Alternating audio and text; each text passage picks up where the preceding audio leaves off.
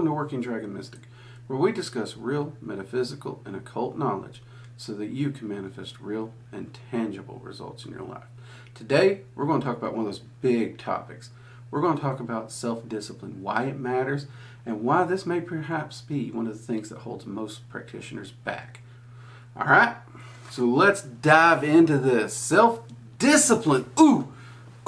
We talk about self-mastery, but we don't often talk about self-discipline. And there's a lot of people who's like self-mastery and self-discipline is the same thing.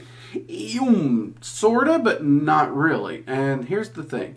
We think about self-mastery. We are mastering ourselves. We are mastering our life. But one of the ways we reach self-mastery is through self-discipline. And this is an important one because there's a lot of people out there, practitioners especially, who they'll tell you, oh, I've got great discipline. As long as it's something I enjoy, I have no trouble getting up and doing it. Did you notice the critique you put in there? As long as I enjoy it. If I enjoy it, I ain't got trouble doing nothing. If I enjoy it, I can push myself through a lot. Many of y'all know I do tabletop gaming, and because of that, I will, at least once a week, get together with a group. And even after working a 12-hour plus day, I can still get together with them and pull a 4 or 5 hour game because it's fun. Now, if it was anything else, I'm going to bed. But it's not, because it's something I enjoy. You don't really need a lot of self-discipline to do something you enjoy because you enjoy it. No, self-discipline is a word we don't like to talk about, or a concept we don't like to talk about when it comes to self-mastery or magic, because we only want to focus on the good stuff, the stuff we enjoy, the stuff we like, the stuff we want to do. We don't want to talk about that hard stuff, and that is one of the things I've noticed is holding a lot of practitioners back, because you don't have a lot of discipline when it comes to things you don't want to do. And this is something I truly believe we always work on this. I don't think discipline is necessarily something that you just train it and you got it. Now, don't get me wrong. I know a lot of Marines. I know a lot of Navy SEALs. I know a lot of those guys. And it is true. They learn some discipline that they can apply to most things in their life pretty easily. They really can. But there's a few things that they're still pretty stubborn on, and they don't want to apply that discipline, which in and of itself is an undisciplined mind. But it's something I've also seen them work at, okay? And this is why I say we always work at it. See, there's a lot of people who will say, Drake, you're a very disciplined person. You have strong will. It's like when you put your mind to it, you just get up and go. No matter how tired you are, no matter how hard you've worked, no matter how many hours you've worked, no matter how many days without a day off you've worked, you get up and you go. And that's true. In the concept of work or something like that, I don't really think about it. I'm not one of those people who sits around and complains. When it's time to get up and go, I just get up and go. And to the point where it actually annoys me when other people kind of drag their heels. Because, yeah, I'm tired. Yeah, I'm wore out. But it's still got to get done, so let's go. But that said, there are other areas of my life where I need more discipline. And one of those is that when I was originally working out, when I was younger, I had a friend with me. I had a workout buddy, and it was more like hanging out. We really weren't working. To me, it didn't feel like working out or going to the gym or training or any of that, because we were just two guys having fun. And, we were goofing off, working out together, challenging each other. We were competitive, and it was fun. It was challenging. I enjoyed it that way. As I got older, as I got out of shape for many reasons, injuries and the like, now that I can get back in shape, I have found it very, very hard to get into a workout routine because I don't enjoy it. I do not enjoy working out, even though I know it's good for me. But without that environment that made it fun, I just don't like it. I don't like it. Don't like it at all. So I have been working to try and figure out a way to do this. Now, many of you know I was doing yoga for a while, and it got my flexibility up, and I'm grateful for it. But now I know I need to shift over to more strength training, and that's some of the things that I'm trying to do and work on, while I also work on losing a little weight. The weight I've got, finally hit my stride, and I'm getting really good there. So I am getting healthier overall. But the strength training I've been lax on. It's been falling back. And I think I may have found something that is really going to work for me. It's going to get me that workout every day, 6 days a week. I'm going to do, something where I can get in, do a workout every day. Starting out, I know it's not going to be a lot because I'm definitely nowhere near the stamina I used to be, and that's fine. But it's going to take the discipline to get up and do that. I know I won't want to do it every day. Heck, right now, as I record this, yesterday was shoulder day. My arms are sore. If I do this, yeah, that is sore. So I'm going to have to do some stretching for sure because I am sore, but I am feeling it through here, and that is good. I'm okay with that. Not a painful, overly sore. It's you can feel the muscles were worked, and it feels good to have that feeling again. But I am going to have to continue it, and that also means I got to hit leg day. I don't like leg day. I don't think anybody does. Everybody wants to skip leg day. But I'm gonna be doing this, and wish me luck on it because I've set a goal to not miss a workout for an entire month.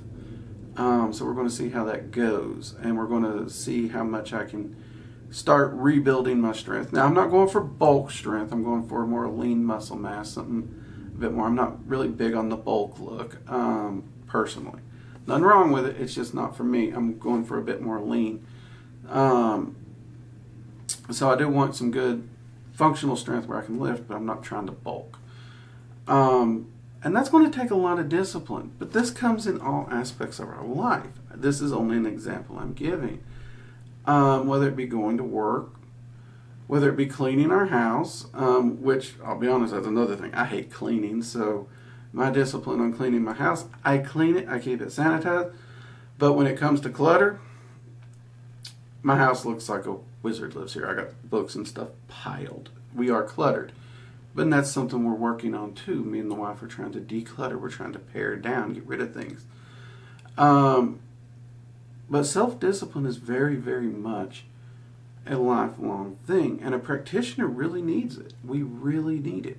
Because part of focus, part of what we're learning in meditation, and part of having the ability to manifest what we want, we have to have the discipline to get in there and do it even when we don't want to or we don't feel like it. We have to be able to pull ourselves up and do it.